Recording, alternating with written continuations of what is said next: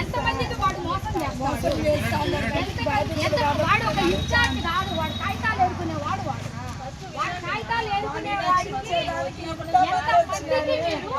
ఎంతమందికి మీరు కూటమి ప్రభుత్వంలో మీరు ఒక పోలీసులేనా? మీరు ఒక పోలీసులేనా?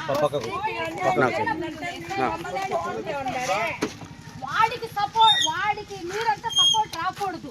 వాడికి మహిళలకు మేము న్యాయం చేసేదానికి వస్తున్నామే కానీ మేము అన్యాయంగా చేయలేవాడిని.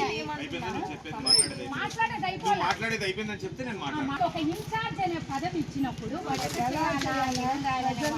ఇట్లా ఆడవాళ్ళందరినీ మోసం చేయమన్నారా? దౌర్జన్యం చేసి ఎవరి దగ్గర డబ్బులు లాక్కోమన్నారా?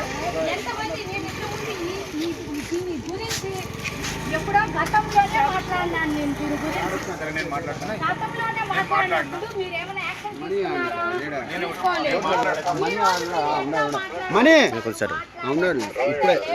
మేము వాళ్ళ ఇంటి దగ్గర పోయి కూర్చుంటాము, వాళ్ళ ఇంటి దగ్గర పోయి కూర్చుంటాము. మీరేం చేస్తారో దానికి మేమంతా రెడీగా ఉంటాం, సిద్ధంగా ఉంటాము.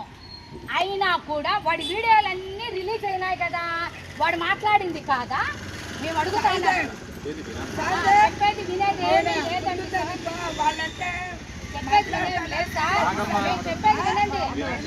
చెప్పేది వినండి. ఇప్పుడు ఎంతమంది ఆడవాళ్ళకి మోసం, ఒక్క ఆడవాళ్ళకే మోసం చేయలా, వాడు 10-15 మంది ఆడవాళ్ళకు మోసం చేస్తున్నాడు. మీరు వాళ్ళు చెప్పండి, మీరు ఎట్లా వచ్చినారు? మీరు చెప్పండి, ముందు మాకు చెప్పండి. వాళ్ళు చెప్పండి, మీరు ఎట్లా వచ్చినారు? వాళ్ళు చెప్తేనే కదా మీరు వచ్చినారు. వాళ్ళు చెప్తేనే కదా మీరు వచ్చినారు. తప్పకుండా మీరు ఎట్లా వస్తారు? ఇంటెలిజెన్స్ అనేది ఉంటుందా? వాళ్ళ పక్కనే తొత్తులుగా మీరు ఎందుకుంటారు?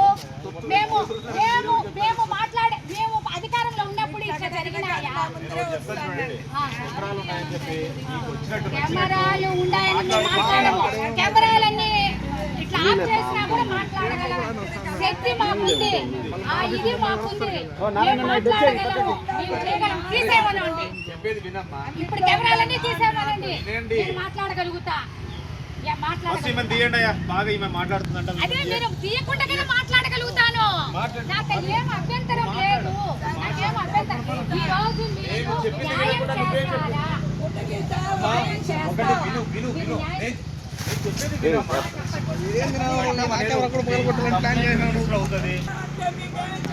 సాక్షి అర్నోడు ఆ రోజు ఏం జరిగింది?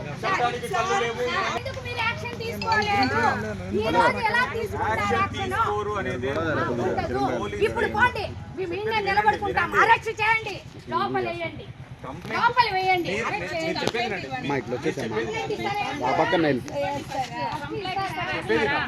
ఇప్పుడు బాధితురాలు ఉంది కదా, బాధితురాలు బంధువులమే మేము చంపేస్తాము, మర్డర్ చేస్తానంటాడు. ఎవరిని మర్డర్ చేస్తాడు? వాడొక చెత్తవాడు, మర్డర్ చేస్తారంటే మర్డర్ చేస్తారంట. మర్డర్ ఎట్టా చేస్తారు చెప్పండి. బాధితురాలు ఉంది కదా, కంప్లైంట్ ఇచ్చారా? కేసు రిజిస్టర్ చేశారా లేదా? చేస్తారో లేదు మీకు తెలియాలా? మీరు చెప్పండి, మీకు తెలియాలా? ఫాలో అప్ చేస్తున్నారు కదా. సో బాధితురాలు ఇచ్చే కంప్లైంట్ పైన కేసు రిజిస్టర్ చేస్తారు, దర్యాప్తు చేసి తగిన యాక్షన్ తీసుకుంటారు. తీసుకోరు. ఎక్కడ పోలీసు వాళ్ళు ఎక్కడ యాక్షన్ తీసుకోలేదని ఎక్కడ లేదా? మీరు ఎప్పుడు తీసుకోలేదు? ఇంతకుముందు గతంలో జరిగింది, ఆ రోజు యాక్షన్ తీసుకోలేదు. గతంలో అంటే ఎప్పుడు? గతంలో కూడా లేదు. అంత ఒక సంవత్సరం అంటే లాస్ట్ ఇయర్ లోనే అప్పుడే. ఈ విషయం పవన్ కళ్యాణ్ గారికి తెలియకపోతే మేము ఒప్పుకోను. ఈ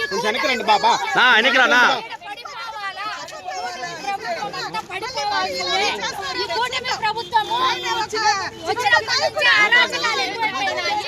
ఈ అరాచకాలకు సున్నా చుట్టాలంటే పవన్ కళ్యాణ్ గారు వచ్చి పవన్ కళ్యాణ్ వచ్చేసి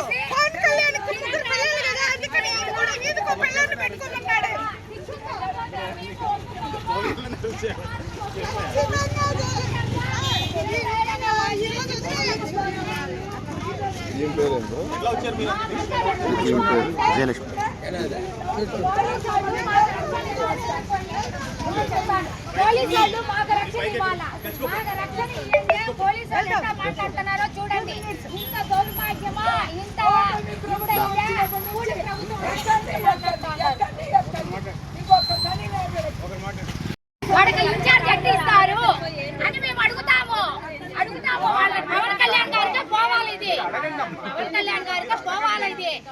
డిప్యూటీ సీఎం గా ఉండి పవన్ కళ్యాణ్ ఏమన్నా కళ్ళు మూసుకున్నాడా?